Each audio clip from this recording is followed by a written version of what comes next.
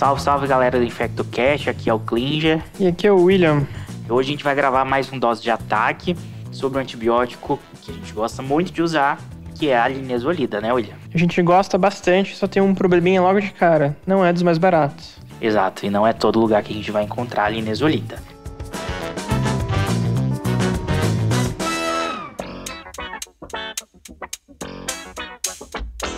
Bom, a gente pode começar falando da linezolida, que ela faz parte de um grupo, né, que aqui no Brasil só tem ela de representante, que são as oxazolidinonas. É um grupo aí novo, né, relativamente novo, e que tem essa única representante no Brasil, que é a linezolida. Ela vem inicialmente como sua principal indicação para a gente usar por infecção para Staphylo aureus, principalmente Staphylo meticilino resistente. Então, Staphylo MRSA. Vai muito bem também para enterococo e streptococo. Isso. É como mecanismo de ação, a linezolida, ela é um inibidor de síntese proteica, então ela vai se ligar lá na subunidade 50S do ribossomo, vai inibir a síntese proteica. Com isso, a bactéria ela não vai conseguir produzir lá o seu maquinário enzimático, estrutural, para se formar e continuar com o seu metabolismo. A gente também tem essa formulação da linezolida, que ela pode ser tanto EV quanto VO. Aqui no Brasil, essa formulação VO ela só está disponível para os casos de tuberculose, bem específicos, que depois a gente pode tratar, mas o que a gente tem acesso mesmo é a formulação EV.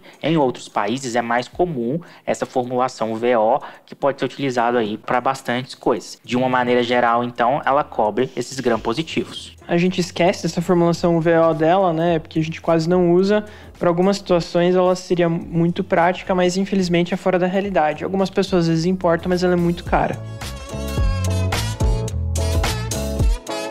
Indicações para linezolida. Bom, as indicações, ela tem espectro bom, né, para todos os gram-positivos, então ela vai pegar desde o MSSA, né, o Staphylo multissensível, quanto o MRSA, o multiresistente, quanto os possíveis estáfilos aí com resistência intermediária ou total à vancomicina, os streptococos, os enterococos, incluindo o VRE. E uma coisa, William, que o pessoal acaba esquecendo também, é que a gente já deu até esse spoiler, é que a linezolida também cobre as micobactérias. Então pode ser, a gente faz tratamento para micobacteriose com a linezolida. É comum usar ela associada quando a gente não pode usar o esquema inicial, o famoso rifampicina, isoniazida, pirimetamina, tabutol, o RIP. Então às vezes entra em terapias complementares ou quando é resistente a essas micobactérias. E essa linezolida ela vai ser ruim para todos os gram-negativos e para os anaeróbios também, que ela não possui cobertura. Anaeróbio gram-positivo, ela cobre alguns, mas não é uma droga muito indicada, não. Isso. Uma propriedade farmacológica muito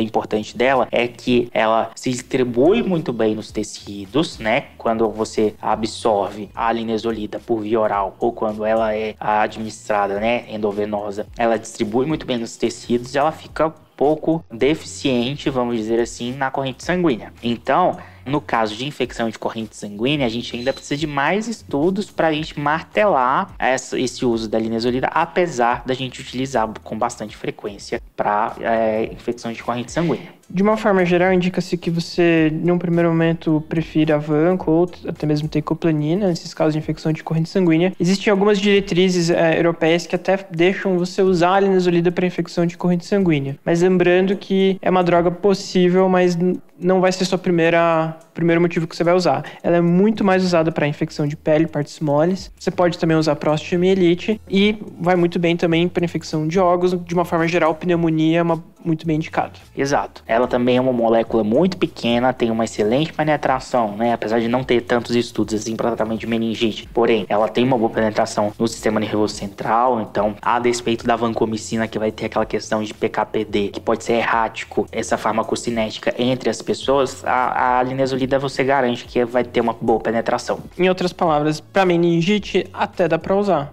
Talvez a sua vanco penetre melhor, mas de novo aqui, se você tem outros motivos, que uma disfunção renal, algum motivo assim, se você só pode usar linezolida ou se é uma opção para você, dá para usar para meningite também. E assim, o grande carro-chefe da linezolida, o pessoal de casa precisa entender que é para o tratamento das infecções pelo MRSA. A linezolida ela é um excelente substituto para a vancomicina quando a gente precisa tratar essas infecções desses estafilococcus oxa-resistentes, né? Quando eu tenho estafilococcus oxa-resistente, obrigatoriamente eu preciso utilizar um glicopeptídeo como a linezolida ou a teico, mas eu também posso utilizar a linezolida. O grande problema da vancomicina é que 30-40% desses pacientes vão desenvolver lesão renal aguda. Coisa que com a linezolida eu não tenho esse problema de lesão renal aguda. Além disso, a vancomicina também, ela tem essa farmacocinética errática, porque cada paciente vai ter uma farmacocinética diferente, vão fazer picos e vales diferentes conforme a condição do organismo. Então você não tem uma garantia 100% de que aquele antibiótico ele vai estar fazendo um determinado efeito ou não. Então a linezolida ela entra basicamente nesses dois contextos, né? Com pacientes em função renal alterada e pacientes com infecções por estáfilo graves. É importante também que essa questão do preço, ela é fundamental. Mais ou menos um frasco de vancomicina custa R$ 2,50, quanto um frasco de linezolida custa R$50. Então, isso impacta bastante, né, no orçamento dos hospitais. Às vezes isso acaba se pagando, porque às vezes, né, o paciente vai evoluir com disfunção renal, vai precisar de diálise, isso no futuro, né, mais pra frente acaba saindo mais caro. Mas essa conta é complexa, não é tão fácil de fazer, mas só para exemplificar nesse momento. Sim, mas também, William, não existe uma indicação de você deixar de utilizar a vancomicina pela possibilidade de fazer uma lesão renal aguda. Então, isso também precisa ficar claro, porque a gente vê várias pessoas optando pela linezolida e a lesão renal da vancomicina ela é reversível a partir do momento que você retira a droga, né? Então, dá muito bem. A gente sabe que todo mundo gosta de pedir ureia e creatinina todo dia para os pacientes, dá muito bem. Se tiver alteração de lesão renal aguda, ao mínimo sinal, a gente retira a droga, troca para linezolida. E além de que você pode dosar o nível sérico, pode controlar o nível da sua vancocinemia e saber o teto da vanco para não gerar esse tipo de disfunção.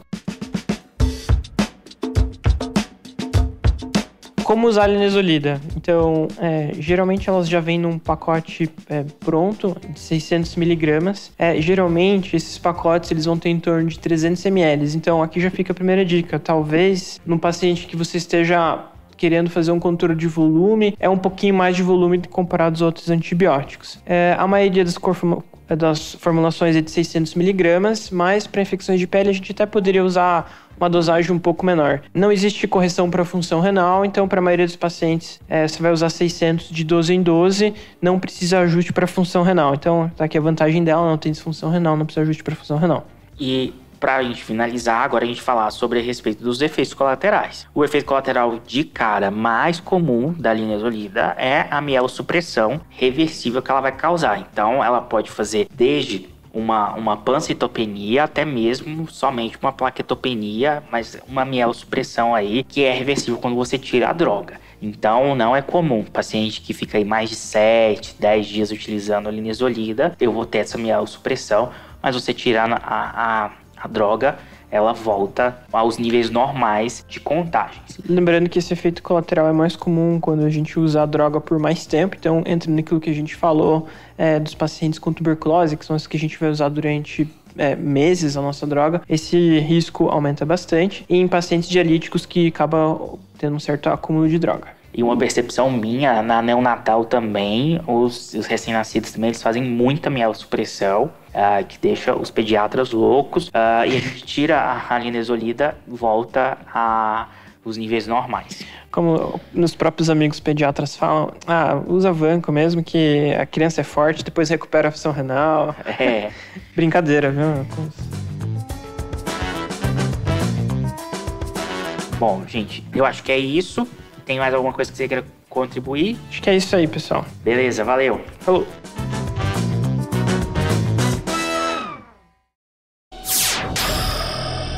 Semibreves, edição de podcast.